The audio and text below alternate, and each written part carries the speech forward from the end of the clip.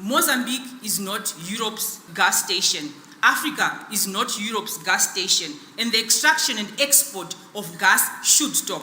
So as we all know that Mozambique did not have fossil gas extraction before, and because of the European crisis, we're now seeing major countries coming from Europe. I'll give an example of Italy, which visited Mozambique so that they can strike gas deals, especially using their company Eni.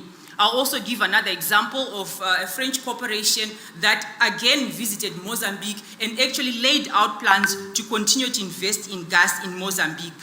What is happening in Mozambique is that new gas investments are resulting in externalization or extraction of people from their lands where they've always relied on to attain their livelihoods. Local people and local alternative economy cannot benefit off of gas extraction.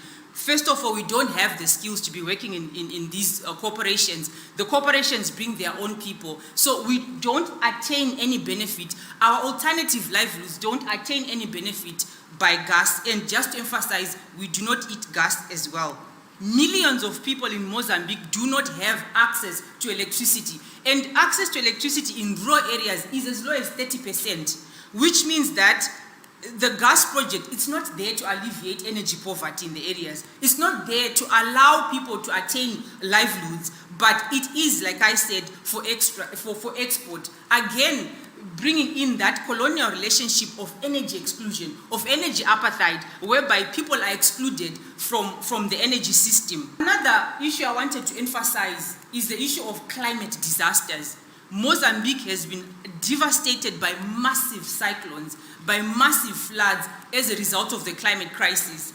And it is high time that we call fossil projects funders of climate disasters. And I'm urging in the future years that we call each cyclone in relation to a fossil corporation, so that we really emphasize that fossil corporations are funding disasters. They are perpetuating the climate crisis by continuously seeking new territories to burn fossil fuels. I also noted with grave concern that 70% of all the energy sector investments between the period of 2015 up to now have been based on fossil fuels. So this shows that in as much as world leaders have been talking about transitioning towards clean energy, it is still not showing in the numbers, in the financial figures. And when we're talking about a transition, for African people, it is about changing the systems that have been housing the energy industry. So what is the system? Finance is one of the pillars that is holding up the energy industry. We need to radically transform the finance architecture to ensure that it speaks to the needs of people on the ground who are suffering from energy poverty.